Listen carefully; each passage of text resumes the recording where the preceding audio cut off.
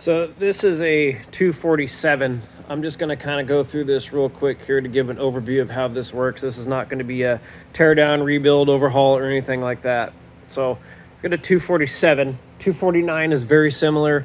Even the modern 3032s that are in the WK2s are real similar. So, you know, geometrically it looks pretty much the same. We got a main case, we got an outer case, and a snout. So first major difference we notice here is snout has a bearing clip in it, sort of like a 241 or a 271 like the diesels have. So first thing we notice here is we got a pump. Now this pump is massive. If you compare, this is about what a 242 pump looks like. This is a massive, massive difference here. So this housing has a clip inside there. That clip supports this bearing. So if we pull the bearing off, pull our pump off, we can see, you know, this is a pretty big pump that picks up from the same place that all the rest of them do, right from the bottom. And the next thing we got here is this. This is the clutch housing. Come on, left hand, you can do this.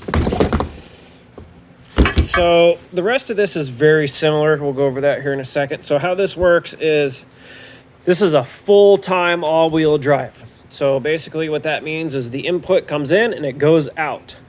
You know, it's always connected in 4-high, essentially. There is a 4-low, but we'll get to that. So how this works is the front and the rear spin independently because of this clutch housing. Now on a 242, in the other video we saw that has a Simpson gear in the back for our reduction, and then it has a Raveno set, which is what drives the front. That's what allows it to drive 4-high, 4-low, 4-high locked, and 4-high unlocked is the difference in how that gear is set up. So how this works is the pump picks up the fluid, it shoves it through this hole in the shaft. Now that shaft has another hole here. Oh, come on, camera guy. So basically the fluid comes up through the case, up into this pump, in the shaft, out of the shaft, into this clutch housing. Now, this clutch housing is always being driven by the main shaft, and the fluid that's in here is incredibly important because it has certain friction and viscosity modifiers in here. Now I know this topic comes up probably 2 or 3 times a day in the forums, you know, and on the Facebook groups. It's like, what fluid does it take? It takes Mopar 247 fluid. That's what it takes. You know, you don't get no, oh, I found X fluid for 9 cents cheaper, or I'll just put ATF in it. No. The friction, viscosity that's required to make these clutches work without burning out is extremely important. That's why there's fluid specifically for only this. So with that rant out of the way, what happens here is when this is in, you know, 4-low full time, and you're driving down the road, essentially it's basically just sort of a 50-50 split. So as the front and the rear drive in different conditions and the front and rear outputs vary, say the front starts spinning, this is going to spin faster, which is going to make this spin faster, which is going to make this drum spin faster. Now as the drum spins faster, the viscosity, friction and viscosity goes up, heat goes up, and the clutches inside here get tighter. It's sort of like a limited slip, you know, in the rear end of a vehicle. Unfortunately, this thing's all welded together. We can't get in it without taking it apart. It actually looks like this one's been welded before, but anyway, so as the viscosity and the friction goes up, the viscosity gets higher, this gets tighter and tighter and tighter, and it forces the output for the front to get more aggressive. So that's basically how this thing is allowed to slip.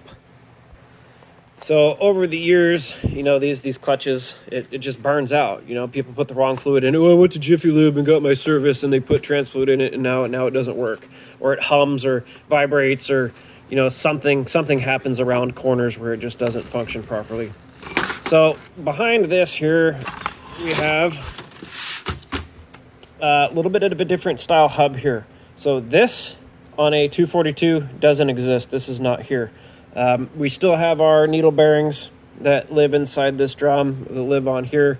That's the same on the 242 as well. But the main difference here is that this shift rod comes right out. It doesn't do that on the 242 either. That's sort of a difficult. And also This is the shift fork, made in Canada.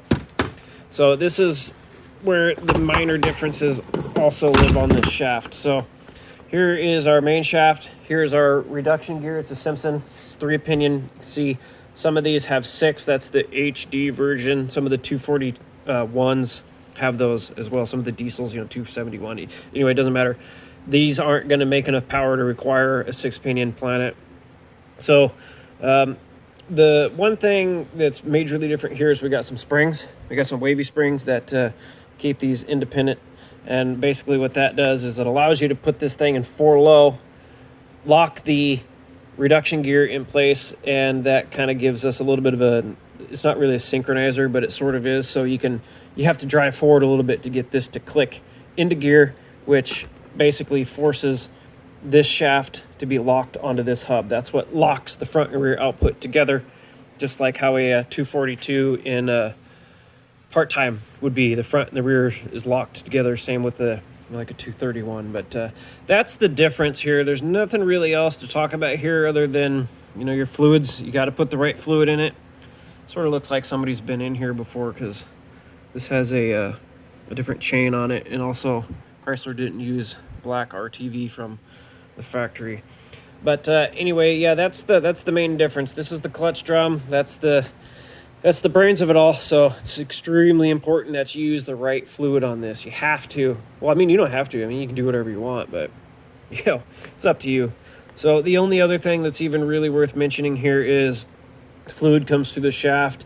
It also comes out in these holes here. So this shaft is drilled all the way through and then plugged on one end. So this hole is what lubricates the needle bearings, and this one here is what lubes this. Same deal on the other transfer cases. The fluid gets pumped through the shaft and comes out on the front, because the fluid sits down here. There's only a quart or so in here, so the chain is submerged, and that kind of picks it up and flings it around, but it won't get forward. Sort of like a manual transmission. That's a whole different topic, but yeah. So some major differences here, but it's not super crazy inside. This was actually easier to get apart and put back together than a 242. So I guess we'll leave it there.